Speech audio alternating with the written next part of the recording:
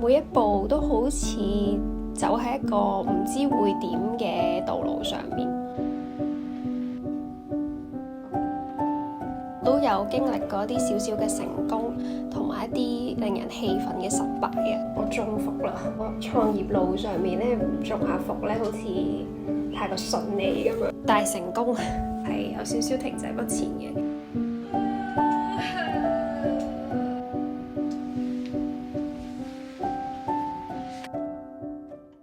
Hello， 大家好嘛，我係 Kristen 啊。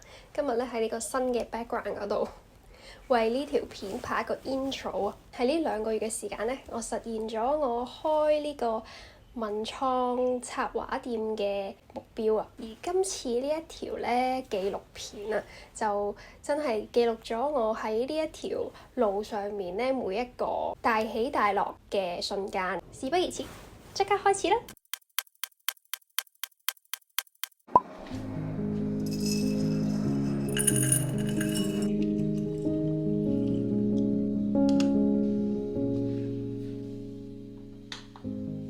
早晨啊，咁多位，今日咧係2月24號星期六，而家係朝早嘅時間。朝早時間咧，我覺得好適合同大家講下一啲新嘅 project 啦。咁我喺最近咧就決定咗要做一個個人嘅 website。其實咧個人嘅 website 我已經有呢個想法想做好耐㗎啦。因為如果我要繼續長期維持而家呢一個叫做工作模式啦，好似咧有一個正式嘅 website 咧會比較好啲，可以將我相關嘅工作都擺晒上去啦，叫做一個 brand building 嘅工具啊。其實咧之前好多年前啦，我都曾經試過做過一個 website 嘅，咁但係嗰陣時係寫 blog 為主啦，寫咗1-2年之後就覺得好似冇太大嘅用處，或者唔想再做落去啦，咁所以先 cancel 咗嘅啫。整 website 咧其實已經方便過以前好多㗎啦，但係咧去標一個代表自己嘅 website 咧都係一件事嚟嘅。我覺得如果可以記錄低呢一個過程啦，一個微紀錄片咁樣咧，我覺得都會有趣嘅。因為我做 website 嘅其中一個目的就係推出一個 shop 嘅功能。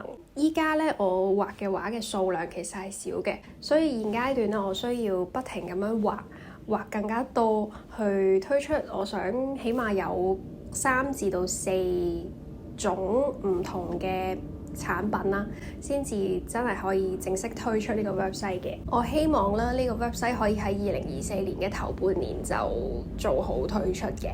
開工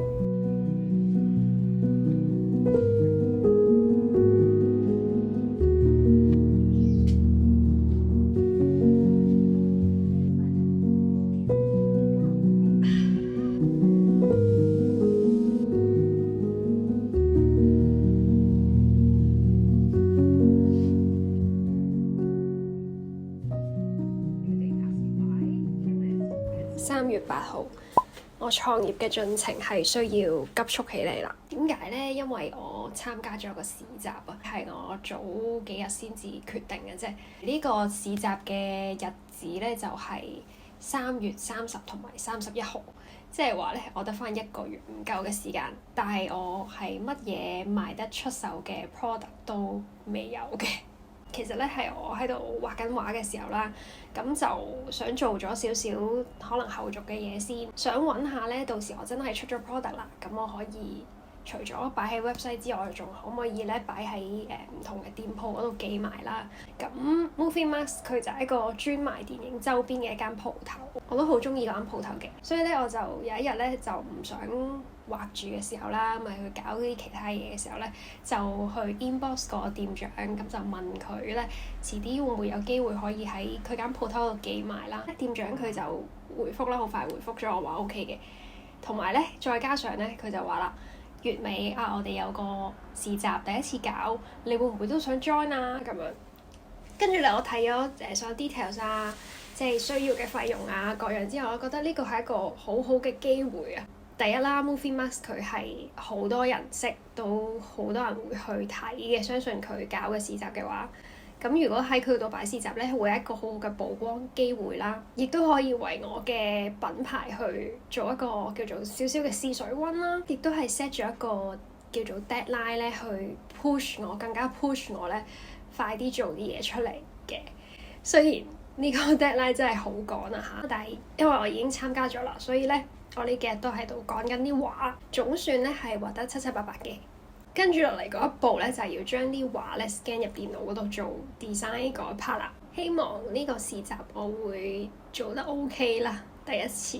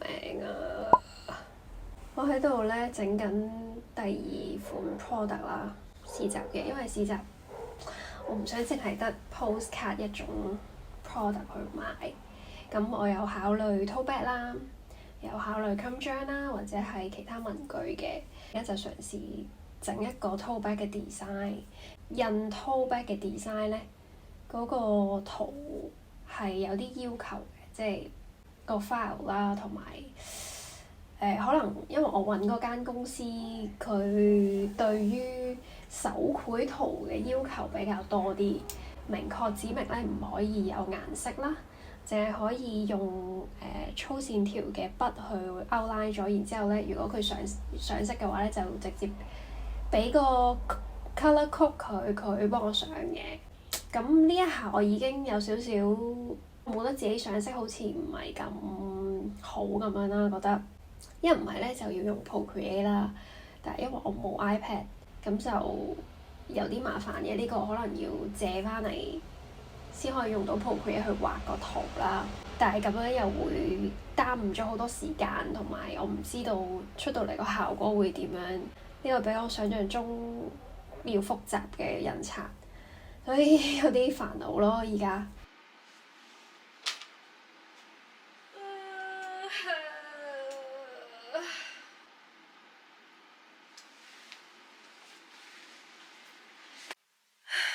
個 tote bag 而家我都未知點搞好，唔理住啦，我而家唔諗住啦，諗住暫時放低佢先。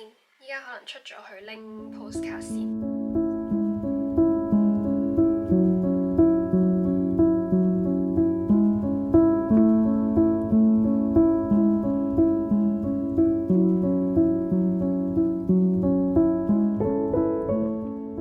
突然之間有啲內耗啊，個人。而家距離市集仲有個零禮拜啦，今日係20號。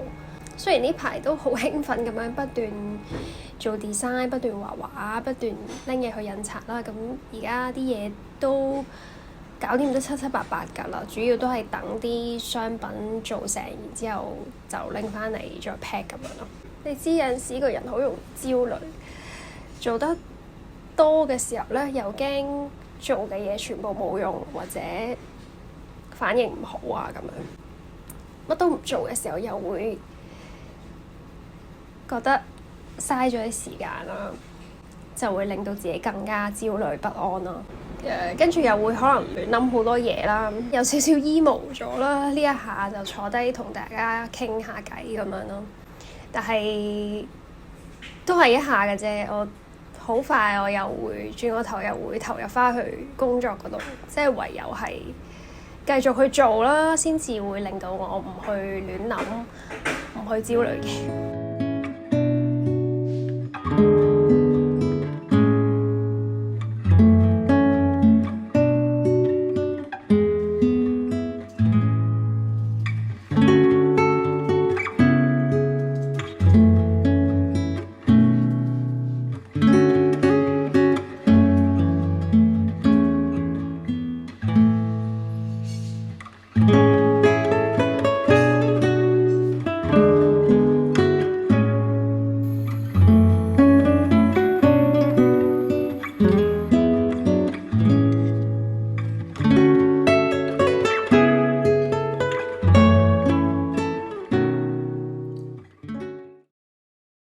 朋友們，我中伏啦！今次終於都中伏啦！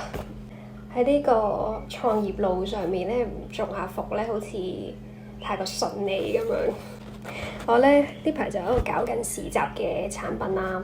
咁其中一樣咧就係筆記簿嚟嘅 design 咧，我都非常之滿意。但係咧翻到嚟個成果，個製造商咧寄咗成品俾我啦。咁但係咧佢完全冇保護嘅包裝，即係廿本簿就咁樣咧就擺咗喺個紙箱入邊寄咗嚟俾我。結果嗰啲簿咧好多邊邊角角嘅位咧都係破損嘅咯。嗱，見到一啲白色甩線啊，呢啲咁樣嘅爛嘅位咧，即係肉眼睇係非常之嚴重嘅，賣唔到，根本就好嬲啊！真係，因為市集得返一個禮拜左右嘅時間啦，我就諗究竟係要唔要再揾個另外一間製造商去幫我整嗰批簿，定係直頭唔賣簿啦？今次可能遲啲，即係過咗市集睇咗反應之後，再遲啲先整咧，就煩緊呢樣啦，所以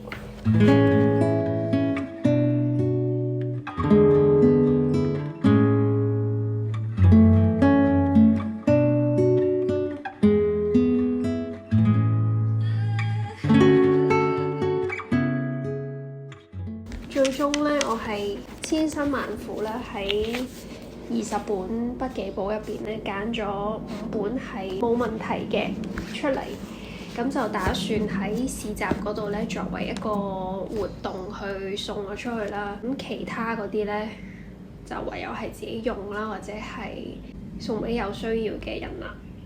本身咧我都有諗過，好唔好即刻再揾個另外一間鋪頭去整啦。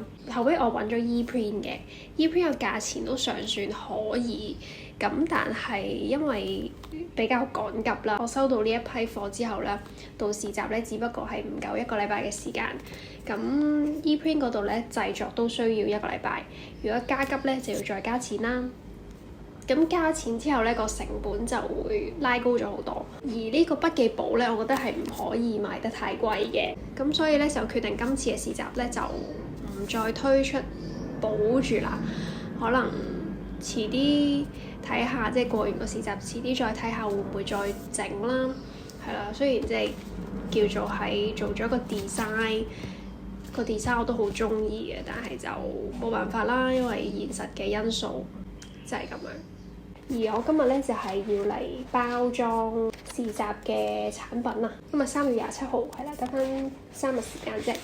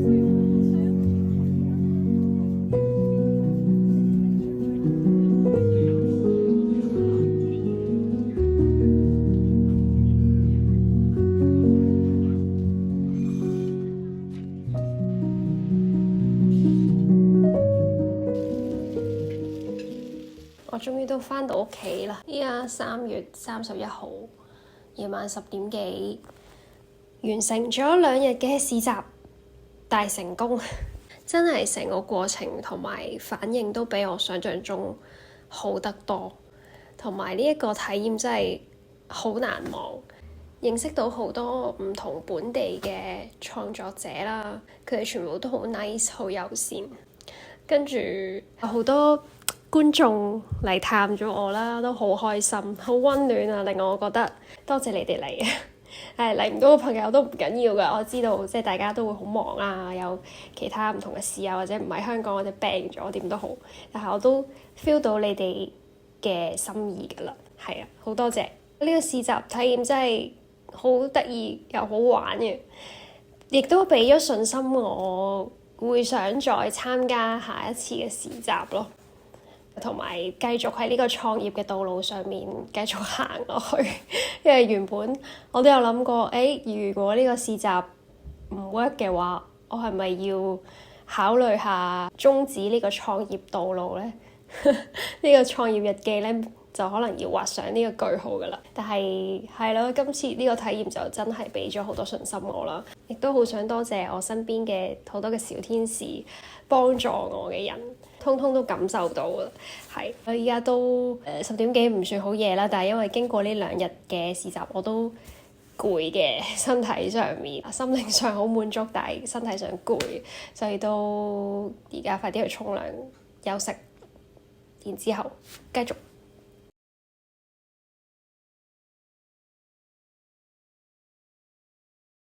距離上次市集呢，過咗差唔多2個禮拜啦，呢個零禮拜我都幾乎冇乜點樣做過有關創業嘅嘢，我嘅 progress 係有少少停滯不前嘅。除咗有處理喺市集接到嘅一啲預訂單之外啦，其他呢好似都停咗喺度冇做到。事關呢市集之後呢，我就開始經歷咗一段時間嘅自我懷疑啊。啲市集係成功嘅，我覺得係成功嘅，感受到好多人嘅支持啦。但係呢，通常越係咁樣嘅時候呢，就好似越懷疑自己會。唔知道大家呢有冇聽過一個心理症狀叫做 Imposter Syndrome 啊？中文呢係冒名頂替症候群。患有冒名頂替症候群嘅人呢，無法將自己嘅成功歸因於自己嘅能力。佢哋堅信自己嘅成功並非源於自己嘅努力或者能力，而係憑藉住運氣、良好嘅時機，或別人誤以為他們能力很強、很聰明，才導致他們的成功。我可能有少少呢一個症候群啦，即係好似市集完咗之後呢，感覺自己有少少唔上唔落。我諗呢一個情緒呢，喺好多創作者入邊都 common 嘅，所以呢段時間就比較沉澱自己啦，停咗落嚟思考一下究竟我喺度做緊乜嘢，或者我自己真正想做啲乜嘢。並唔係話我完全唔想做 website 啦，唔想創業啦，唔想做插畫呢個行業啦，唔係嘅，只不過係有少少自我懷疑嘅情況咯。加上呢，最近有人呢就揾我以一個插畫師嘅身份去做一個俾中學生嘅類似分享講座咁樣，就更加令我我自己都未敢稱呼自己做插畫師嘅時候，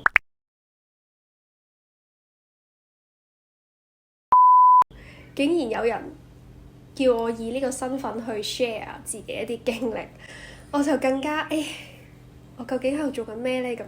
跟住前排呢，我睇咗宮崎駿佢嘅一套紀錄片，係創作《蒼鷺與少年》嘅一套紀錄片啦，就係講佢創作嘅呢7-8年間呢，見到佢都好多嘅掙扎，即係身為一個大師喎，影響全世界嘅一個動畫大師，佢都會懷疑自己嘅能力，即係咁畫完又刷，畫完又刷，覺得呢個表情唔啱，或者呢個表情唔好，要畫嘅過程覺得好麻煩啊咁樣。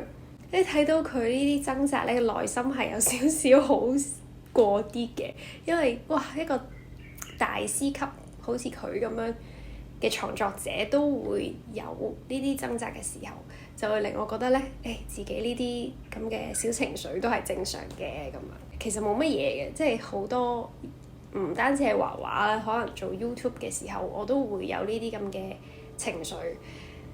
過咗就冇事噶啦，即係對於我嚟講係好正常嘅一件事嚟嘅，但係都想坐低分享俾大家聽下啦，因為都係一個創業入邊嘅一個必經階段或者一個過程嚟嘅。冇啦，過咗即係我坐得落嚟講嘅時候，其實意味住咧已經係過咗大半㗎啦呢個階段。咁就呢排就畫下其他嘢啊，亦都有睇下一啲畫畫嘅書啦，精進一下自己技術先。然之後咧，再繼續嘅，咁樣啦。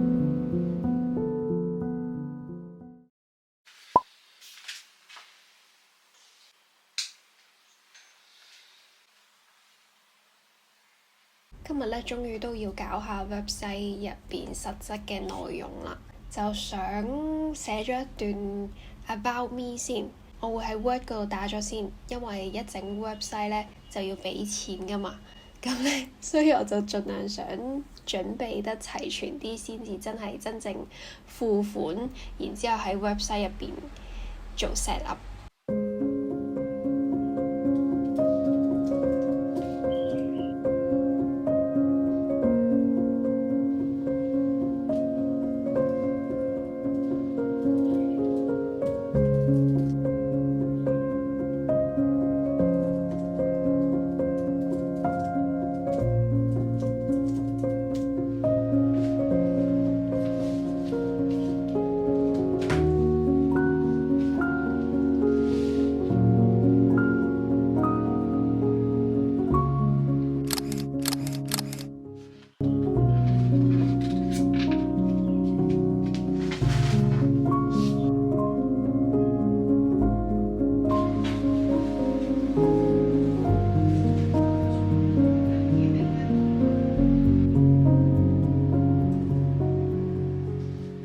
想講呢，我真係高估咗自己做網站嘅能力。由今日晏晝開始做到依家都唔係完成咗好多。我首先揀呢個 website 嘅 template 已經揀咗幾個鐘啦，諗有啲咩 page 又諗好耐啦，跟住要集合一啲我想喺 website 嗰度 show 出嚟嘅嘢，又係一啲時間啦需要。所以呢，依家夜已深啦，我都仲係淨係整咗 home page 嘅一小部分咯。加油，聽日繼續努力。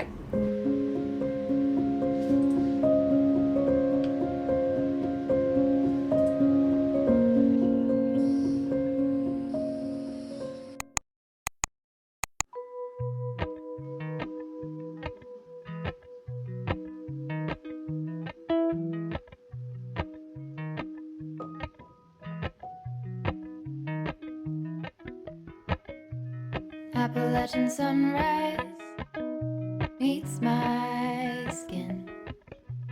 Even with my eyes still closed, I can feel it coming in. Golden website 都終於整好出咗啦，今次嘅記錄都嚟到尾聲啦。呢一個創業嘅記錄過程，可以話真係喜怒哀樂全部都有啊！每一步都好似走喺一個唔知會點嘅道路上面，因為做咗嘅嘢冇即時嘅效果睇到，唔知做咗出嚟會唔會係前功盡廢，會係白費心機，定還是會係從此起飛呢？咁我都有經歷過一啲少少嘅成功，同埋一啲令人氣憤嘅失敗啊！成功就係舊年年尾第一次嘗試推出呢個插畫月曆，呢個反應係非常之好，完全超出我預料嘅，俾咗我好大嘅信心去喺今年繼續發展，就向呢一個方向發展。上個月尾嘅市集又係成功㗎啦，即係好多人嚟支持，收穫咗好多嘅愛護啊！每一次嘅成功咧，都係推動我前進嘅好大好大嘅動力。但係同一時間咧，喺呢條路上面都經歷過唔少嘅阻礙啊，或者一啲小嘅失敗。例如係我年頭嘅時候咧，唔知大家有冇印象啦？其實係有出過一款咁樣嘅揮春㗎嘛。當時推出呢個揮春咧，係乘住舊年年尾推出月曆嘅嗰股氣勢去做嘅，諗住月曆都得喎，咁揮春都一定 OK 冇問題啦咁。點知咧做咗出嚟係呢個空前嘅失敗，滯銷嘅，真係滯銷嘅呢個。嗰陣時都有分析過原因啦，但係就喺呢度就唔多講啦。就咁你今次唔得啊？由佢咯，係咁噶啦，即係呢條路上面係會有得有唔得嘅嘢，有唔得嘅時候。今次唔得，咪下次再戰咯，下次再試咯咁樣。咁所以嗰陣時就雖然都有少少會心情受影響啦，但係其實好快好短暫嘅啫，就已經繼續即係去投入做其他嘢咁樣。除咗呢一個揮春啦，當然仲有即係做市集嗰陣時整個簿啦，係啦。跟住咧，最近咧又有一件令人咧氣憤嘅事，就係 tote bag 喎。唔知大家記唔記得咧？我第一批做翻嚟嘅 tote bag 拎翻嚟咧，我一拆開係非常之驚豔嘅，嗰個反應係真實嘅。我睇到嗰個成品係覺得真係做得好靚好靚，顏色啦、布料質地各樣都好滿意令我。因為好快就賣晒啦，喺市集上面賣晒啦，咁就有客人訂咗。咁我訂咧就再同一間供應商去訂做。點知咧第二批嗰個成品係完全同第一批個質素爭好遠咯。係呢一個咧係第一批嘅袋啦，呢個咧係第二批。雖然咧，我知道大家喺鏡頭入邊咧，可能未必睇得好清楚兩個嘅分別。總之就係同一個供應商，係香港嘅供應商喎，仲要第一批好靚好驚豔啦，令到我。第二批點解會咁樣嘅？個質素令我懷疑自己之前係咪發咗場夢定係點啊？定係揾錯咗第二間啊？冇理由㗎，都係同一間嚟嘅喎。喺呢條創業路上面，就係有好多呢啲咁嘅障礙，但係經歷咗啲失敗，我會問自己係咪就放棄唔再繼續呢？如果答案唔係嘅話，我就唔會俾自己太過糾結於呢一啲嘅情形當中，我會只能夠做嘅就係 move on 咯。